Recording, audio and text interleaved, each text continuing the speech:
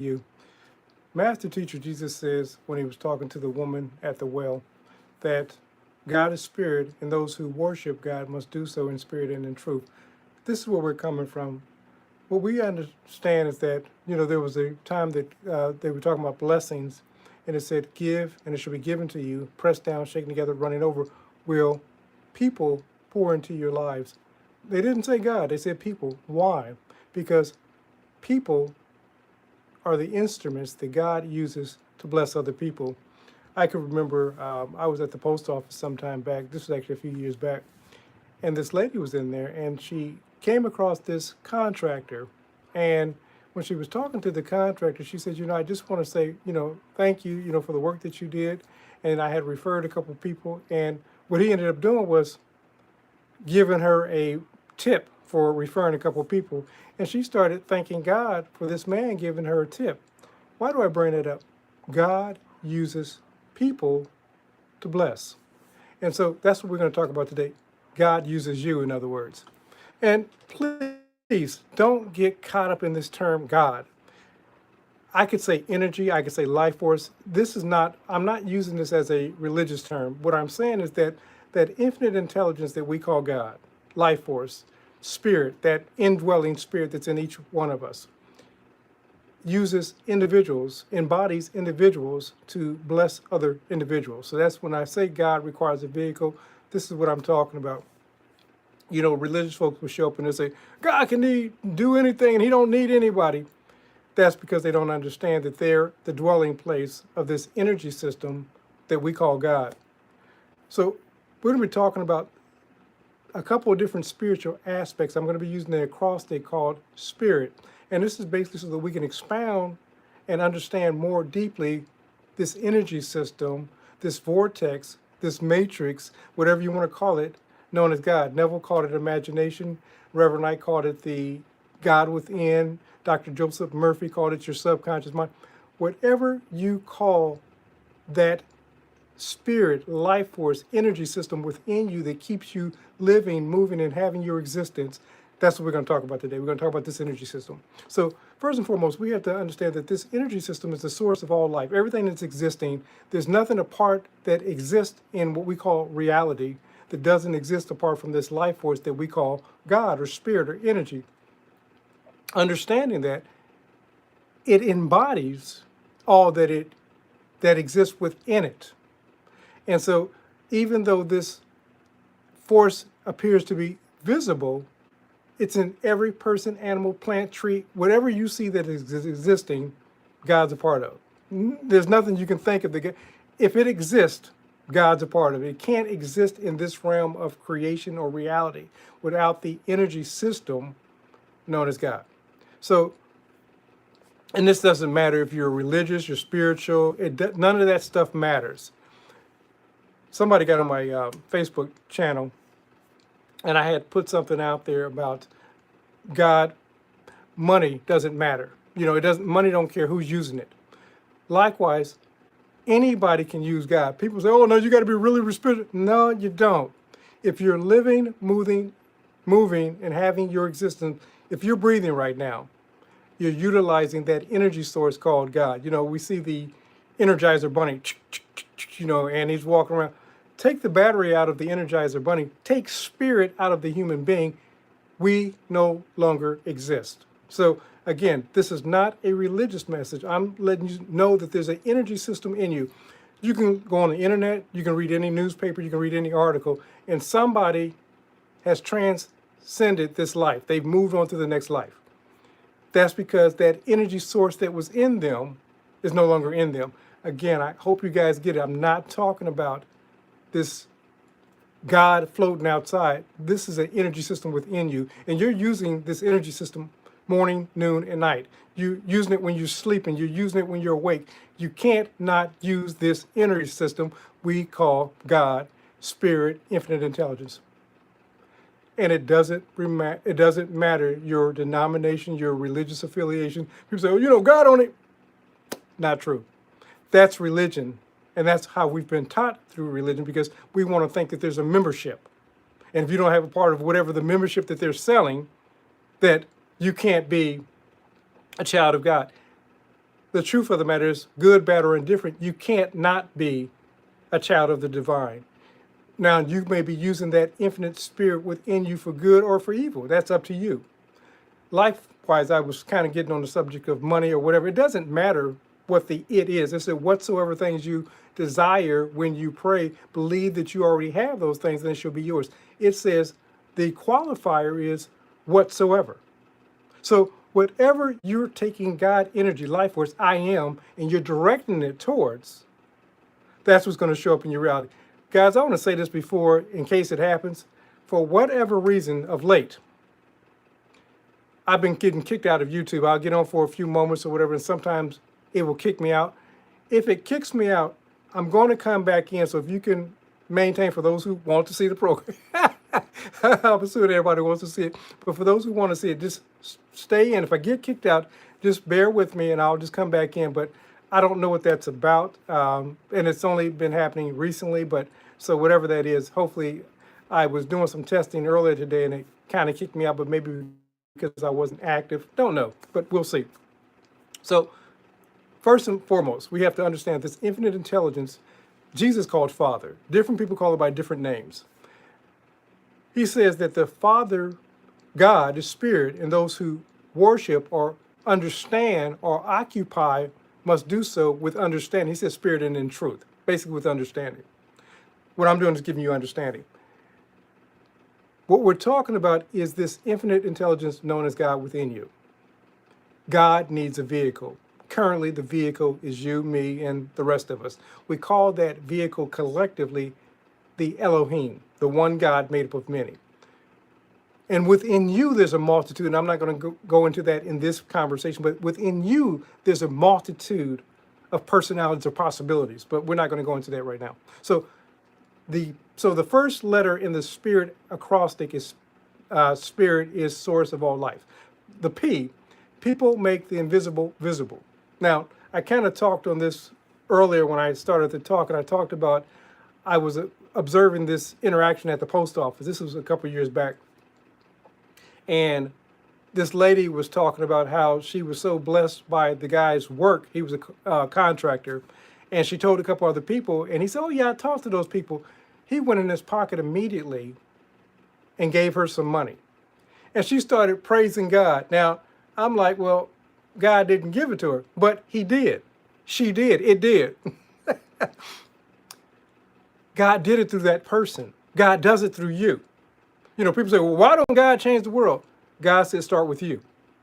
You're the vehicle that God is using when you come up with that thought. Prime example, the persona called Moses said, who's going to deliver the children? God starts with you. I said, God's going to start with you. I lost a couple people. Nobody wants it to start with them, but it starts with them. You want more money. You want better health. You want loving relation. It starts with you. It starts with your thinking.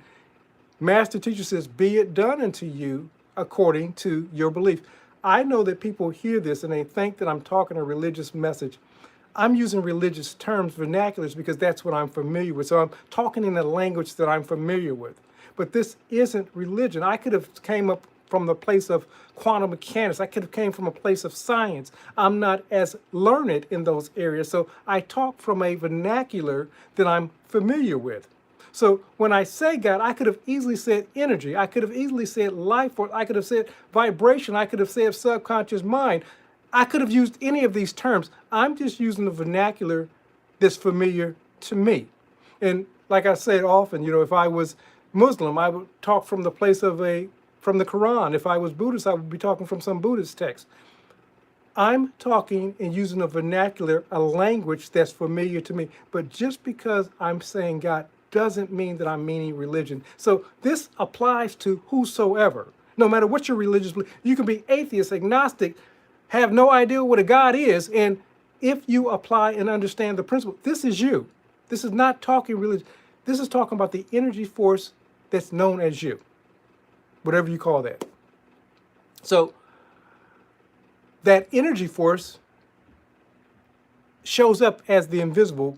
Master teacher calls it spirit. And it says that you shall understand or respond He called it worship God in spirit and in truth, or with understanding. So the invisible becomes visible through you, through me, through your works. You know, a lot of times people want to allocate the woes of the world not to people, but to God. But God collectively uses people. So this is why we're told to pray for our leaders. Not that we're seeking solely the benefit of that leader, but as you begin sending out, you're hoping to influence a different state of consciousness or a state of mind. So you're basically sending out a vibration. And I'm gonna give you a point in case. A few years back, I was thinking about a friend, and I gave the friend a call on a particular day, and I said some things. I don't even recall what I said. And she said to me that a friend of hers had passed on this particular day. This was his day of passing. And that was a phrase that he commonly used. Now, I had no idea that I was being used by somebody that was no longer in this realm of reality. Prayers operate likewise. We can influence people to act good on our behalf, to show up on our behalf. They won't even have any clue. They will assume that it was solely their ideal. We talk about leaders having a change of heart. Often that happens when other people come together collectively and they started sending out what we call prayer thoughts on the behalf of that person. All of a sudden, things or direction that they were going in, they've shifted their direction primarily because there was an influence, aware or unaware. Many of us have been influenced by people, most often negatively. You'll never amount to anything. Who do you think that you are? You think that you're all of that. And we buy into. You shouldn't do a business like that. You shouldn't charge for that. And we buy into. What I'm saying to you is you have the ability not to control, but certainly to influence. Now, ultimately, the decision is up to the individual. And even though they may be swayed for a moment, they may go back to their old way of thinking. So the whole point is, but we do have the ability. How many times have you thought about someone and they call you and you say, I was just thinking about you, or you and someone else is having a conversation, sometimes of something totally unrelated, and you verbalize, or they verbalize, and you say, I was just thinking that. We're energetic beings. We're vibrational beings. We're harmonic beings having a human experience. Once we begin to understand that, we become more mindful of what we're holding as feelings or frequency or vibration at any moment of the day. Let's move forward. So the invisible influences through what we call the visible, or what we call these bodies, these earth suits. It comes up in choices, words, actions, and the origin starts within. So we think a thought. All of a sudden, events start to take place that begin to align with what it is that we've given our attention to most often. Nothing ever works out. We start seeing events of things not working out.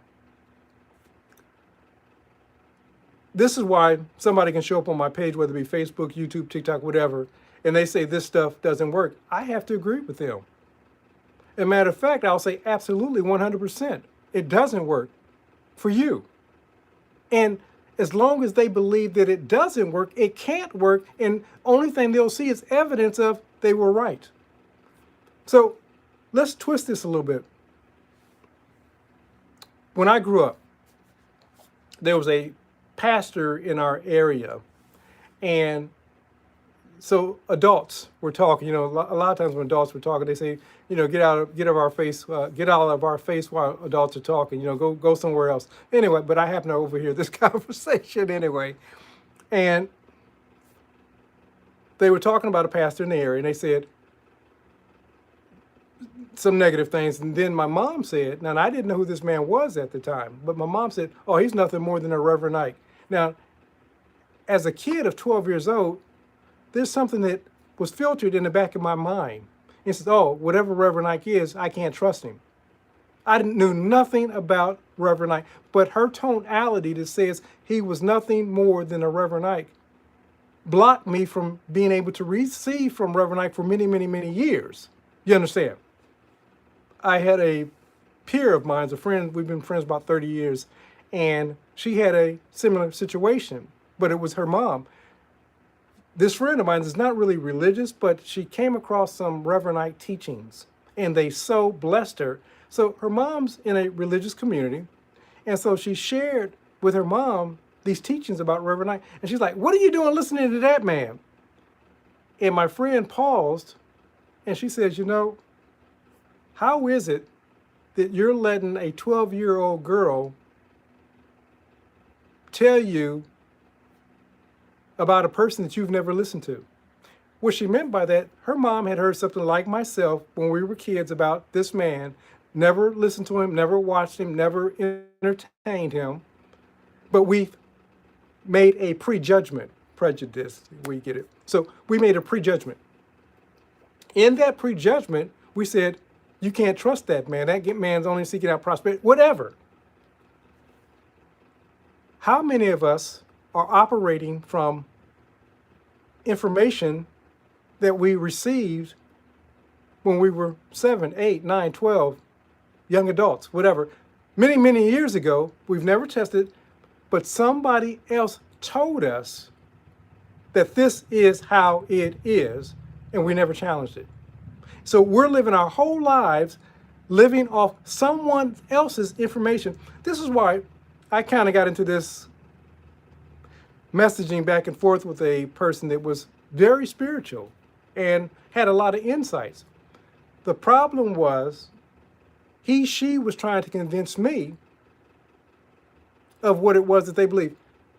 My goal is not to tell you what to believe, but that you believe, and according to as you believe, you're going to be, do, or have.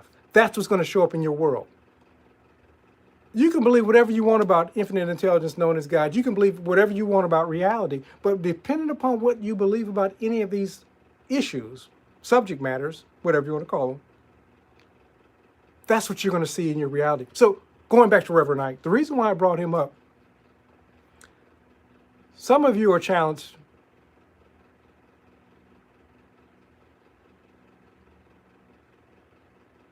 Oh, absolutely. Someone was saying that, we've all, and I'm paraphrasing what they said, we've all been influenced through life by what other people are understanding, what has been told to us by other people. So that's absolutely true. Not discounting that. What I'm simply saying is maybe some of those things need to be challenged now. And not for me, for you. If those beliefs aren't getting you the life that you want, I'm saying simply challenge those beliefs. This is why I tell someone, I've been listening to Neville Goddard for 15 years and I'm not getting results. Stop doing that. If you're listening to somebody for 15 years, 10 years, 5 years, 2 years, and you're not getting the results, stop doing it. Listen to somebody else. Learn something else. Go into the site and see what infinite intelligence is sharing with you. Don't keep doing what it is that you're doing if it's not getting you the results that you want. Neville's not the only teacher out there. I love Neville Goddard. I love Joseph Murphy. I love, people like Reverend Ike, Joe Dispenza, and so. I love these teachers, but if that teacher says something contrary to a belief that I have, and my belief is getting me the results that I want, I'm going to disband from that belief that they're teaching. It's okay. It's okay. You don't have to buy everything that DiCarlo says. If something I say doesn't agree with your spirit, cast that out. But if there's something else, what we do is throw the whole package out. They say don't cast the baby out with the bathwater. We cast the whole thing out. You take what serves you, and that which doesn't serve you, then let it go. Let that go. You don't have to hold on to it. Okay, so back to Reverend Ike. What if, since we're all creative, and since whether you realize it or not, no matter what you believe, they say that there's approximately 8.5 billion people in the world. I like to say this, that out of 8.5 billion people in the world, no two people have the same version of God. They may have similar belief systems, they may go to similar churches, but if you talk to them, if they have a conversation long enough, they're going to vary at some aspect of who they believe God is. That's okay. What I'm saying to you, though, if you say, I want abundance, but you believe that money's the root of all evil, there's a contradiction of mindsets. You're operating at that point out of a double-mindedness. And ancient text says, let not the double-minded person believe that they should receive anything from, I'm going to use my term, the law of right decree. Now, there's a law of right decree and there's a law of reverse decree. We call that Lord. The law of right decree is speaking in accordance to who it is that you want to be, do, or have. The law of reverse decree is speaking contrary to who it is that you want to be, do, or have. So let's get back to the subject of money. Money is an easy measurement, as Jim Rohn used to say. You say that you want money, you want to be abundant, you want to win the lottery, whatever. But at your core, because you believe that money is the root of all evil, that you can't trust rich people, and all the stories that you tell about money, you're actually enemies, you're adversaries with the thing that you say that you want to manifest, materialize in your life. Matter of fact, anytime somebody talks about money, you shut down, turn off, and go the opposite way. And yet you say, I want more money. But everything that you see, your affect is contrary to that. Why do I come back to Reverend Knight? What if the God that you started imagining, each person is creating God in his or her own image. Every 8 billion plus people are seeing God according to their own filter. What if your filter says that God wants to prosper me? That God wants to give me abundance? That I see abundance in everything that I do, everything that I interact with, every aspect of my life, I see abundance. I go outside and I see these overly abundant trees with leaves. I see overly abundant grass. I see opportunities. What if you started changing your mindset about this term that you called money? Master Teacher said it this way: make friends with unrighteous mammon, so that in that day you'll be received into eternal habitat. Jesus says make friends with money. Paul says money is the root of all evil. Now, if I had two people that I was going to go against and I was going to believe one of them, I think I'd have to go with Jesus. If Jesus says make friends with money, he wouldn't tell you to make friends with money if money was evil. Money's neutral, like spirit. We talked about we're embodying this energy system called spirit. Money is neutral. Now, a person can use money for good or error. Just like in that, people can use God for good or for error. There's people that use the name of God and they're the most hateful people in the universe. There's other people that use the name of God and they're coming from a place of love and abundance and how he wants to bless you. We're saying that we're talking about the same entity known as God, but two different perspectives.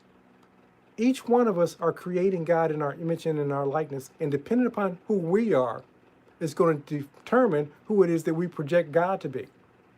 If we are people of judgment and we're judgmental people, we create a God of judgment. If we're hateful people, we create a hateful God. If we're vengeful people, we create a vengeful God. If we're loving people, we create a loving God. If we're abundant people, abundant mindsets, we create an abundant God.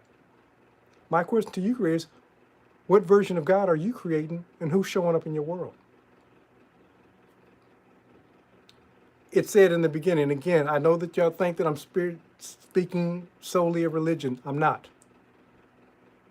I'm talking about energy. Energy, like water. I could have poured water into any vessel and it would have taken on the shape of the vessel that I poured water in. The entity known as God is just as fluent. And because infinite intelligence known as God is energy and it's fluent and it takes on the shape, Master Teacher says, be it done unto you according to your belief. It takes on the shape of your belief. You got to understand this. This is not religion. This is stuff that's taught at a quantum science, quantum physics level. They do something in quantum physics, and they call it the double-blind science period, but I'm going to use quantum physics. They call it the double-blind experiment. It used to be that they would just tell the person that was facilitating the experiment, but not the subject. So the subject had no idea what was going on, but the person that was facilitating the experiment, they did. What they found, though, depended upon the person that was facilitating the experiment, this is you, it determined how the experiment turned out. Okay, so what they had to start doing was what they call a double-blind experiment. So the participant nor the person that was facilitating the experiment had any clue of what was going on, because they did not want the project, the experiment, jeopardized. Okay, now how does this apply to you? This applies to you because what you believe about reality. Times are hard. Money's hard to come by. Can't trust people. It's a violent world out there. Don't like those kind of people. Whatever it is that you're imagining, because you're a creative being, you're going to start seeing the evidence that supports what it is that you're imagining. It could be a beautiful, sunshiny day, but in your mind's eye, before your day starts, you said, this is going to be a bad day. Now, again, sunshine and birds chirping, singing, you're going to find something that's going to create the evidence of a bad day. Okay, let's go the opposite way. This is going to be a beautiful day. It's raining, it's thundering outside. That person that sees this as a beautiful day, they're snuggled up in their covers and they're enjoying the rain and they got a light on and they're reading a book. And I'm like, now I can get some rest today. I don't have to go out. People can go to an event. One person says it was the best event ever. Another person goes to the same event, probably even sits next to the person that says it was the best event ever, and says it was the worst event ever. Same event, two different people. Same world, 8 billion plus people. You want to see your world change? You got to start within. Spirit, God, infinite intelligence, life force will take on the shape of your predominant beliefs. It can't not be otherwise. Whatever you're saying, be it done unto you as you believe. It can't be otherwise.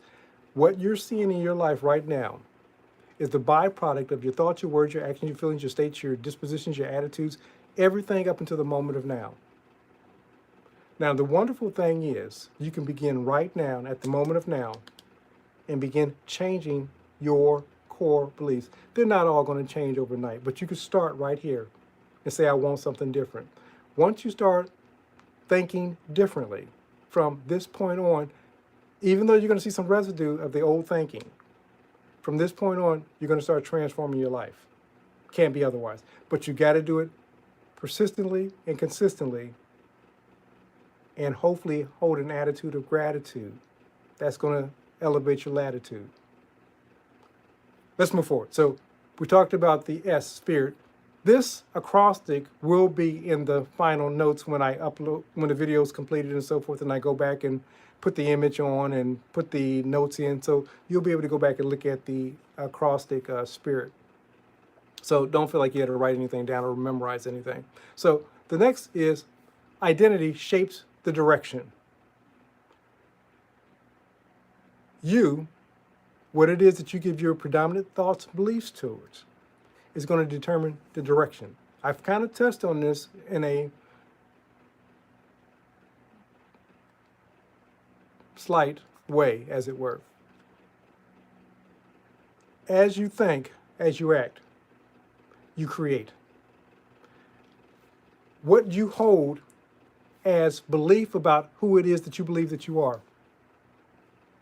Somebody got on my Facebook group, and Mr. Lindo, I had put a post out from Mr. Lindo, and it was just basically talking about thoughts creating reality. And this person says, I don't think anything, therefore I'm not anything. I said, you're absolutely correct. Now, I said in a second comment to the person, I said, but you can say that, but I promise you, the fruits, the evidence says otherwise. Master teacher says is that, and again, understand what I'm talking about. This is talking about how reality works. I'm using metaphors, I'm using scripture and so forth. I'm letting you see how mine works. The wonderful thing is, you don't have to believe anything that I say. As Mr. Linder used to say, you don't have to believe anything we say. Test these things and see if they're true for you. Just test them. That's the one, people show up and they tell you all these theories. And so the wonderful thing about how we teach, you can test and see if these things are true for you. Now, if you test them and you find that they're not true for you, discard them. Move on, try something new. But I promise you, from life experience and Mr. Lindo's 90 plus years of life experiences, these things are so.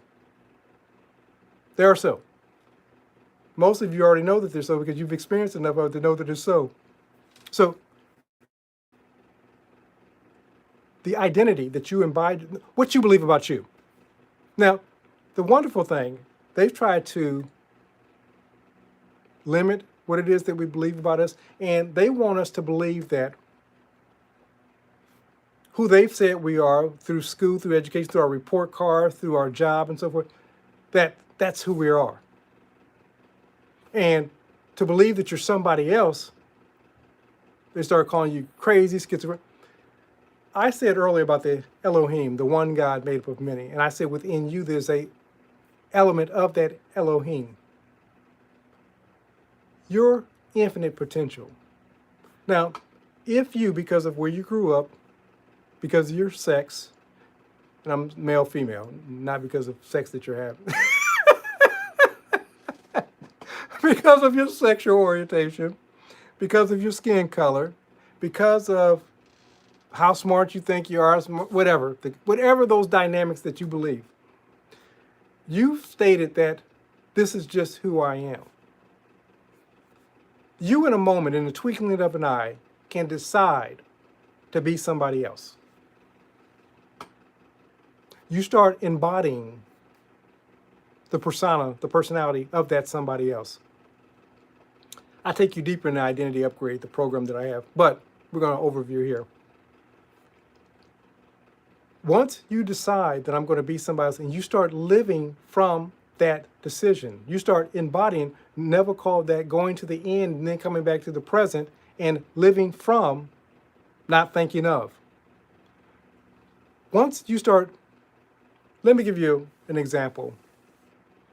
When I was about 14 years old, I had this experience. They called it being born again. Somebody had led me through, this series of words and so forth, and at that point I committed and so forth.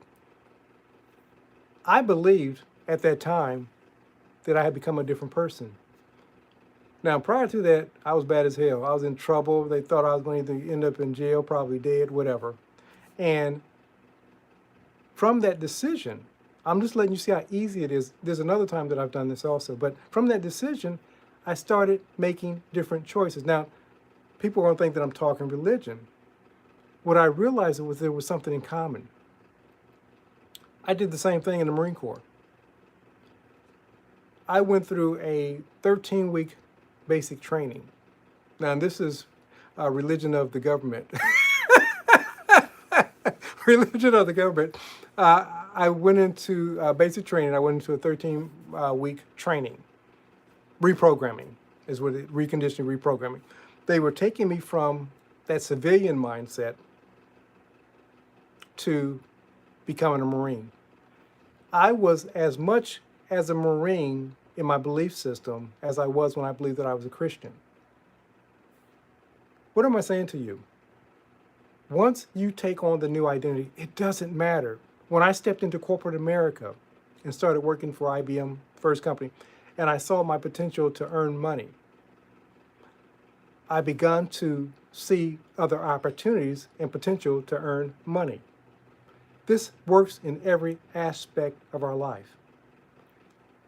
Once you take on the identity and you say, this is who I am. Neville speaks of this. He says that when you put on a new suit, and many of us can identify, you put on something new, new clothes, whatever, and you think that everybody knows that you have new clothes on. The truth of the matter is, nobody knows that you had new clothes on. When I was a kid, I had a cousin, loved her dearly. She passed really early, but we had a birthday party for her. We attended a birthday party for her, and they had, one of the things that she got was this new outfit. And we didn't have a lot of money, my family, so, I'm like happy for her. But she started crying. And they said, "Why are you crying?" She said, "Because everybody at school is going to know that I have a new outfit on, and they're going to make fun of me." Or what she was saying was they're going to judge me. Many of you haven't stepped into your ideal self simply because you think that everybody's going to know that you got new clothes on. And you think that because you have new clothes on, they're going to judge you. So you say, "Well, I'm not going to do that. I'm not going to put myself out there." The truth of the matter is, when you show up as the highest version of you, very few people are going to notice that you got new clothes on. Very few. Some will, but very few. And the more you show up, quickly they're going to begin to identify you with that new persona that you've clothed yourself in, whether it be abundance, loving relationship, better health. They're going to start seeing the evidence, and all of a sudden they're just going to say, "I don't know what it is," because see, they didn't pay attention when you put the new suit on the first day. But they're going to say, "There's something different about you." And they're not even going to know what it is. Did you change your hair? I mean, did you get some work done? What is it? You've clothed yourself in a new identity. Many of you are selling yourself short, and you're not living what the thing that you know that you're supposed to be doing because of fear of what other people are going to say. Let me say this. Most people are so caught up into their own stuff that they don't have time to really evaluate what it is that you're doing. Most of them are not going to notice until you've stepped into it fully, and all of a sudden they're going to see a changed life. And they're going to say, "What can I do to get it?" Don't keep putting off what you know that you're supposed to be doing. Clothe yourself in that new identity and watch the benefits that show up. Now, let me say this also, with clothing yourself, that when you start going through the growing pains, some things are going to start dropping off. Things are going. A lot of times people give you the impression that because you're stepping into the next level of your higher consciousness of who it is that you're to be, do, and have, that everything just miraculously works out. You go through growing pains. Some things are shed. Sometimes it's a loss of a job. Sometimes it's a loss of a relationship. But that loss is to act as a catalyst to take you, maybe that job, that relationship was holding you back. Now, because of it, it's no longer a hindrance. Now you can skyrocket into your ideal self. Okay, so clothe yourself in a new identity. The R in the spirit acrostic. Responsibility is the ability to respond. When things start changing, showing up, happening, when God starts working through you, as you, there are going to be some things that are going to be unfamiliar. But the biggest thing you can begin practicing is your ability to respond accordingly. It says, "Blessed is the one that does not condemn themselves for that which they've allowed." But even more than that, he, she, I say this often because I want you to get it, who orders his, her conversations aright, responsibly, in accordance to who it is that you want to be, do, or have, she'll be shown the results. They say salvation, but it means results of the thing that you sought to achieve. When you start, remember, your divine energy clothed in an earth suit called you. When you decree a thing, it shall come to pass. The problem is, up to now, we've been decreeing the wrong things, or things that we don't want. You got to start decreeing from who it is that you're being and becoming. If it's not lining up, he, she that orders his, her conversations, their self-talk, their thoughts, their feelings, their emotions are right in the directions that they want to go. This doesn't mean religious or righteous. It means right thinking in accordance to who it is that you want to be, do, and have. Shall be shown the results or the salvation. You know, Master Teacher would often say, you should give an account for even every idle conversation in the day of judgment. The day of judgment is not some day that this infinite intelligence being known as God opens up these books and says, now I'm going to judge you. That's man stuff. That's man stuff. The day of judgment is simply this: the fulfillment of the words that you spoke. He, she that orders his, her conversations aright shall be shown. Day of judgment, the outcome. Day of judgment doesn't even have to be bad. It can be good. If I've spoken life into my life, that I'm becoming abundant, money comes to me easily and effortlessly, I own a multi-million-dollar business, then the day of judgment is the fulfillment of that business. The day of judgment is good, bad, or indifferent, depending upon your words. So if you're going to speak idle words, let it be idle words of abundance, prosperity, love. All things are working together for my good. Let it be that. So in the day of judgment or the day of fulfillment of that seed, of that harvest, you can say, oh, this was from all those words that I've spoken up until this moment of now. And now is the moment that that thought, day of judgment, is being materialized. Everything in your life right now is the byproduct of everything that you've spoken, thought, lived out up to the moment of now, day of judgment. Good, bad, or indifferent. You should know a tree by its fruits. Your lifestyle. Okay. So your ability to respond, no matter what's going on. Once you understand how this stuff works and you start delving into it, you start becoming that person. Things are not going to move you the same because you know that only thing I need to do is give my attention, even though what I'm apparently seeing right now, according to appearance, is lack, loss, limitation. According to appearance. Let the weak say that I'm strong, calling those things which are not as though they are. You say, well, that's just make-believe, that's fairy tale. That's how the matrix works. That's how the lattice works. That's how this thing called quantum mechanics, reality works. You call things that are not. You see them in imagination first. Everything that you see around you, I showed this earlier. We pay for water now, where water should be free. But somebody thought about a bottle.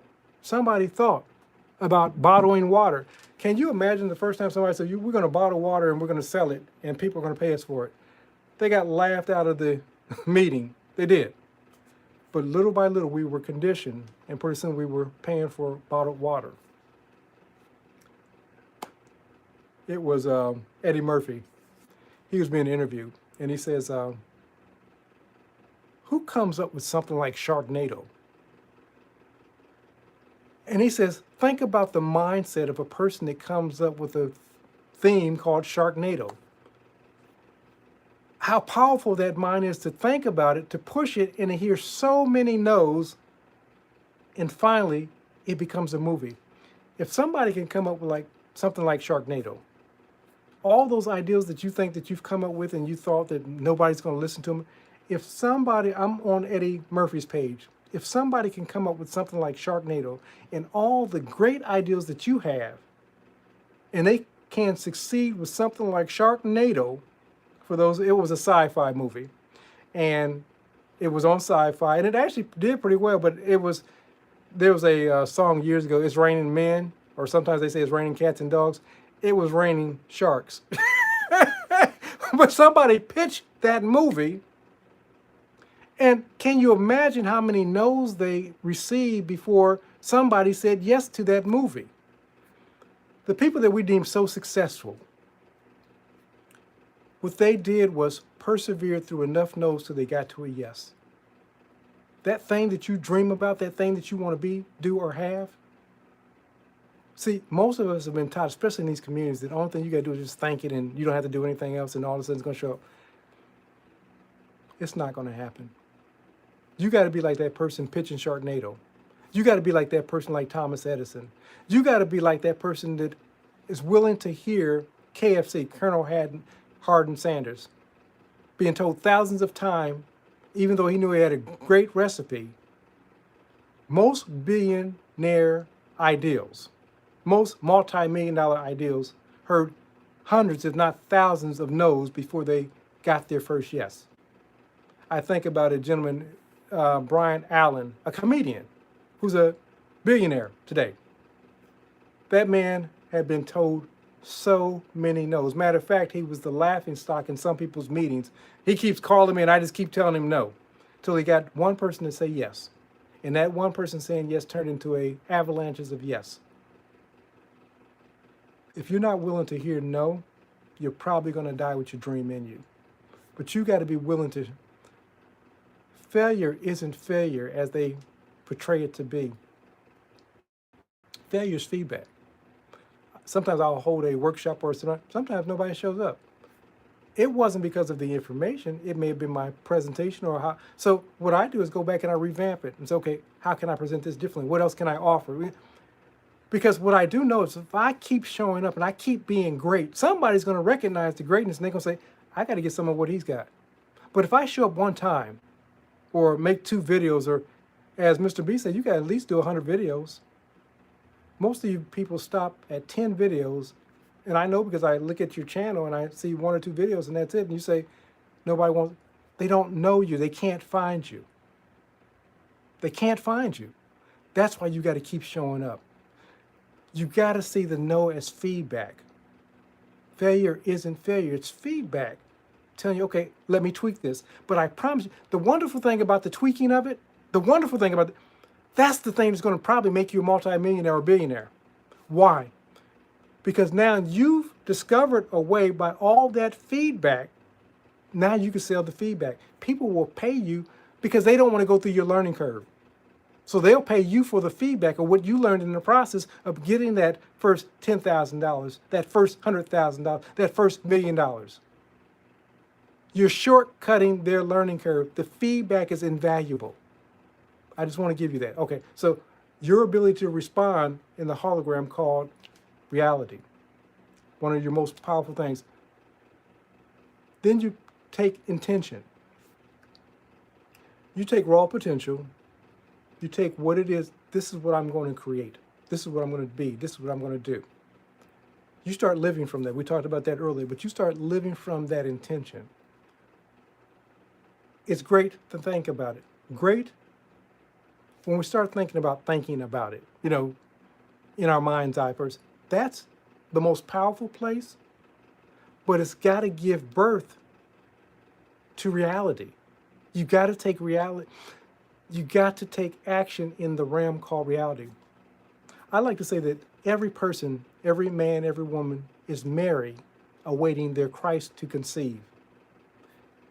That Christ is that child, that ideal, that possibility. It's that immaculate conception that's been given to you as an ideal. Sometimes you get some of these ideals and they're so powerful, you're like, what do I do with this? Why me? Why? And because it's so powerful and you don't see yourself being that person to deliver it, but my question is, who else can deliver it if it's been given to you? And that concept, that belief, let's say that you want more money, you want to improve your health, you want that loving relationship. Simply having that dormant seed in you tells me that you also have the wherewithal to bring it about into manifestation. Good to see you. That you have the wherewithal to bring that about into manifestation. And I inquired with somebody the other day, I said, do you have a desire to be the president of any country, United States or whatever? And they said, no. I said, absolutely. The people that have that desire to run a country, to lead a country, they also have within them the wherewithal. The person that has the seed to be a multimillionaire. Now, a lot of times our mind is stuck on one way because that's the only way we can see. So we see the only way that we can become a multimillionaire, I got to win a lottery ticket. Let me give you this information.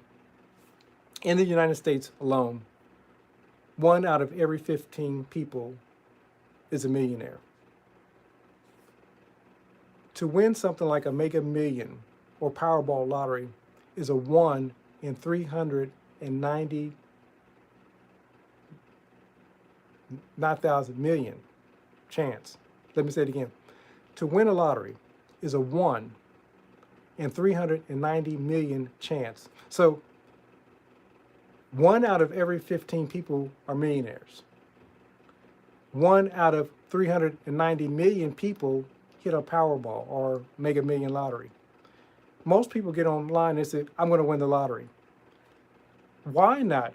Given the two choices, just given the two choices, if 1 out of every 15 people is a millionaire, so that's a 1 in 15 chance, compared to a 390 million chance, why wouldn't I say, and again, the wonderful thing is you don't have to know how the millionaire is going to show up. We believe that just because we say that we're going to win the lottery, most people that say that they're going to win the lottery won't win the lottery. Again, the odds are 1 in 390 million compared to a person being a millionaire, 1 in 15. My challenge for you, instead of saying that you're going to hit the lottery, simply say, I'm going to be a multimillionaire. Don't worry. I promise you, once you start planting and germinating the seed within your spirit, the ideals, the possibilities are going to start showing up. I've done this a couple of times. Lost money, but I've done this a couple of times. But it started with me first believing that it was possible. Guys, most of you that are chasing the lottery, you're going to die broke. But if you decide, I'm going to be a millionaire, I don't know how it's going to show up, but all of a sudden, ideals, possibilities, people are going to start showing up. Things that you can act upon, a course that you can create. I don't know how it's going to show up. But what I'm saying to you, once you plant the seed in your subconscious mind, its job is to bring about the fruition into what we call reality. I'm just putting that out there to you because I hear so many people saying they're going to win a lottery. Most people that say they're going to win a lottery won't win a lottery. That's just mathematically, and everybody thinks that they're going to be the 1 in the 390 million. I need you to think about that. Matter of fact, you got a better chance of being a billionaire. It's 1 in 400,000 to be a billionaire. So you literally setting your odds on being a billionaire. I'm just putting some numbers out there. You got a better chance of becoming a billionaire than you do having hit the lottery. This pipe dream about the lottery, the only people that benefit from your pipe dream of hitting the lottery are those who sell the lottery. They're hoping that you just keep pursuing it and throwing money into it and so forth. But you got a 1 in 390 million chance. You got a better chance of becoming a billionaire. I just want to put that out there too. So, truth. When you start operating from truth, this is the T. So we talked about intention. Set your intention on what it is that you want to be, do, or have. Truth reveals the alignment. When you start operating, and let me say this, because everybody wants to tell you what truth is. Truth is going to be what's truest for you. And whatever you believe about reality, science has proven this. They've done something called the Gateway Project, the MK, Mind Control Project, back in the 70s and the 80s. And they realized that after studying people, and they studied how people were thinking, and based off of how they were thinking, what began to show up in their world. And they realized that reality was reactive. See, many of us think that reality is the cause. We think that reality shapes everything. I'm just operating from reality. I'm just being real. The real in reality is what you're projecting on the hologram called reality, or the mirror. And I know that for many of us that sounds like sci-fi. But when you begin to imagine